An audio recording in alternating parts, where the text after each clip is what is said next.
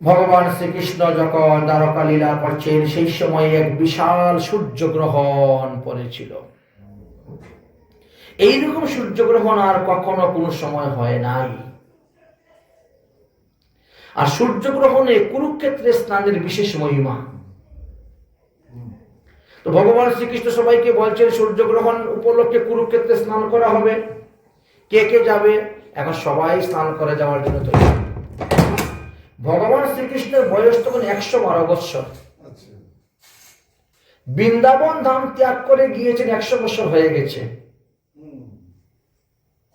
Total বৎসর 112 বৎসর। সূর্যগ্রহণ পড়েছে।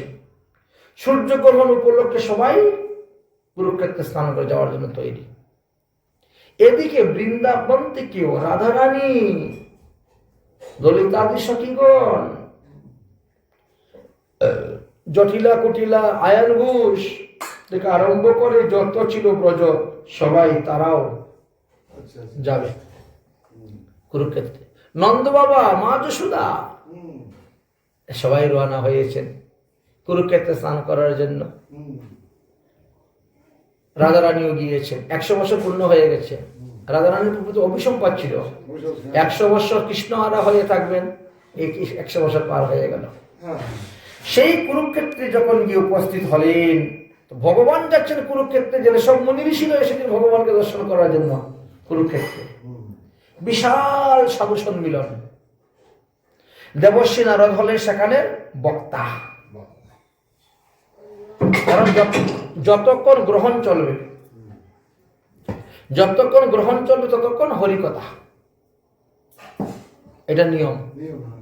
হরিকথা আর মালা জপ, নাম জপ। তো গ্রহণ চলাকালীন অবস্থায় দেবশ্রী নারদ আরম্ভ করলেন কৃষ্ণলীলা বর্ণন। কৃষ্ণলীলা বর্ণন করতে করতে ওই গুরুকুলের কথা তুলেছেন ভগবান শ্রীকৃষ্ণের। যে ভগবান শ্রীকৃষ্ণের কিরকম ঐশ্বর্য দেখেন। 12 বৎসর আগে যে মারা গিয়েছে তাকে তিনি গুরুদক্ষিণা দেওয়ার জন্য জমালয় থেকে এনে দিয়ে গেলেন। এটা মানুষের কাছে সম্ভব নয়। একটা দেখাইলেন ওখানে ছিলেন দেবকী। দেবকী শুনে বলছে তাহলে তো আমিও বলবো আমার ছেলেগুলাকে এনে দেওয়ার জন্য, কংস যে মেরেছে। ঠিক আছে, আজকে বাড়িতে যাই, দ্বারকায় যাই, তারপরে ওই শুনে নিয়েছেন। আমরা তো একটা কথা শুনলে পরে লোক জাগে আমাদের, তাহলে আমিও এটা করবো বাবা, আমিও এটা করাবো। সূর্যগ্রহণ সমাপ্ত হয়েছে, সবাই হুড়মুড় করে স্নান করছেন। স্নান করে রাধারানী যেই ঘুরেছেন, এই কৃষ্ণের সঙ্গে দেখা সাক্ষাৎ মিলন হয়ে গেল। রাধারানী দৌড়ে গিয়ে কৃষ্ণকে জড়িয়ে ধরেছেন। ললিতার সখীগণ, কৃষ্ণ বলছেন এখানে আমার ছেলেরা আছে, ছেলের বউরা আছে, বুঝেছেন।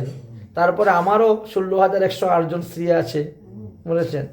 অতএব আমি রাত্রিবেলা আসবো তোমাদের এখানে। ঢেরাটা দেখে গেলেন, বাস। নন্দ বাবাকে গিয়ে প্রণাম করলেন, মা যশোদাকে প্রণাম করলেন, বুঝলেন। তাদেরকে বললেন, তারা আসলো এদের ঢেরায়, এরা গেল ওদের ঢেরায়। এ তো কাপড়ের তাম্বু দিয়ে ঘর বানানো, কাপড়ের তাম্বুর ঘর বানাইয়ে বাস সবাই মেলা দেখতে গিয়েছেন, স্নান করতে গিয়েছেন, তীর্থ স্নান। এবার ভগবান শ্রীকৃষ্ণ প্রতিদিন যাতেন আসতেন। 3 মাস অবস্থান করেছিলেন। 3 দিন 3 মাস সেখানে অবস্থান করলেন। তারপরে সবাই মিলে অনুরোধ করলেন যে চলো বৃন্দাবন। কৃষ্ণ তখন বৃন্দাবনে আসবেন। ললিতাদি সখীগণ, রাধারানী সবাই বলে আমরা রথ টেনে নিয়ে যাব। ঘোড়া দিয়ে রথ টেনে নিয়ে যাবেন কেন? আমরা রথ টেনে কৃষ্ণকে নিয়ে আসবো বৃন্দাবনে। আর ওই কৃষ্ণেরও ইচ্ছা যে বৃন্দাবন তো আমি কোনোদিন দেখি নাই, দেখি তো বৃন্দাবনটা কিরকম। কারণ ও তো আলাদা কৃষ্ণ, বলেছেন, উনি তো আলাদা কৃষ্ণ। হ্যাঁ, আচ্ছা, কৃষ্ণ যেমন আলাদা ছিলেন, রাধারানীও কিন্তু আলাদা ছিলেন। হ্যাঁ, এই তো যেমন এই দাপর যুগে 3 কৃষ্ণ লীলা করেছেন, তেমন 3 রাধারানী লীলা করেছেন। একজন হলেন কামা রাধা, একজন হলেন বামা রাধা, আর একজন হলেন বিশ্ববন্ধু নন্দিনী রাধা। বিশ্বনন্দিনী রাজা বৃন্দাবনে রয়ে গেছে নাকি? বিশ্বনন্দিনী রাজা বৃন্দাবন থেকে কোথাও যান নাই, আচ্ছা। বুঝেছেন? আর কামা রাজা যে ও ছিল আয়ান ঘোষের বাড়িতে, হ্যাঁ, আয়ান ঘোষের গৃহিণী হয়ে। আসল রাজাকে তো আয়ান ঘোষ দেখেই নাই, ছায়াও দেখে নাই। যেরকম ভাবে আসল সীতাকে তো রাবণ চুরি করতে পারে নাই, নকল সীতা চুরি করেছিল, ঠিক তেমনি ভাবে আচ্ছা। আসল রাজা রানী কি আর আয়ান ঘোষের বউ হয়ে যাবেন তারপরে থাকতে?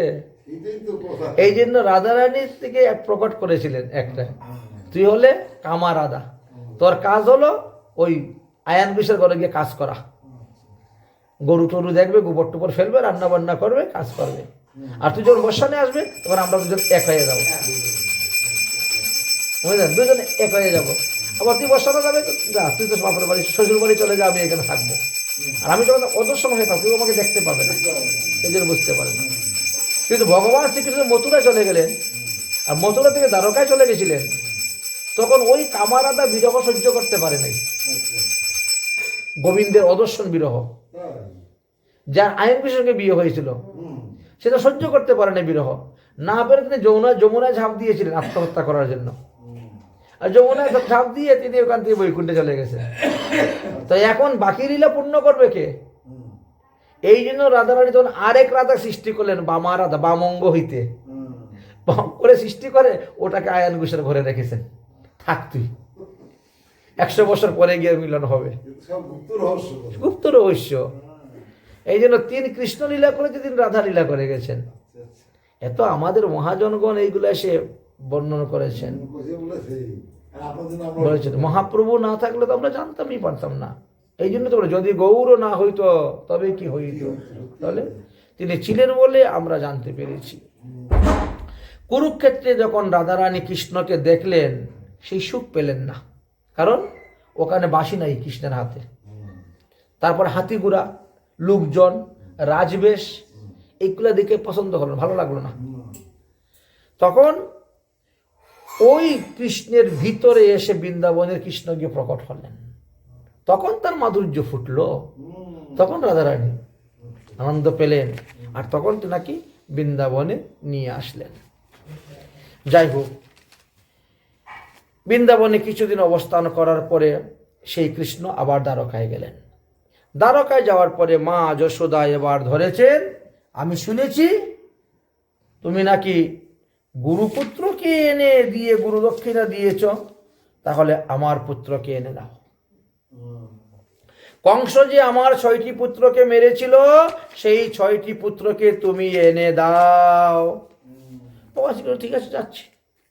ভগবান শ্রীকৃষ্ণ তখন রসাতলে গেলেন, কারণ এরা কংসের হাতে মারা যাওয়ার পরে বলিরাজার রাজ্যে গিয়ে জন্মগ্রহণ করেছে। ওই অসুরের হাতে মরছে, অসুরের ঘরে জন্ম নিয়েছে, অসুরের রাজ্যে, বুঝেছেন? ওখানে গিয়ে জন্মগ্রহণ করেছে। দেবকীর 6 পুত্র নাম ছিল স্মর, উদনিজ্ঞ, পরিবৃক্ষ, পতঙ্গী, বিক্ষুব্ধি, ঘূর্ণি। মানে ওই সময় এদের এই নাম ছিল। বলিরাজার রাজ্যে থেকে জন্ম নিয়েছিল, এই নামে ছিল এই 6 জন। তারপরে ভগবান শ্রীকৃষ্ণ গেলেন, গিয়ে তাদের সে জীবাত্মাটাকে নিয়ে আসলেন, এনে সেই রকম শিশুরূপ বানিয়ে মা দেবকীর কাছে অর্পণ করে দিলেন। দেবকী দর্শন মাত্রই সেই বয়সও তিনার স্তন থেকে দুগ্ধ ঝরতেছে, এবং সেই দুগ্ধ পান করে উদ্ধার হলো ভগবানের অধরামৃত। যেহেতু এই জন্য ভগবানের প্রসাদের মহিমাটা এখানে দিচ্ছেন, যে দ্রব্যটা ভগবানকে নিবেদন করা হয়ে যাবে, তো সেই দ্রব্য প্রসাদ হয়ে গেল। আর প্রসাদের একটা চিন্ময় শক্তি আছে, আর এই শক্তির কারণে ওই 6 পুত্র তখন তারা উদ্ধার হয়ে চলে গেল।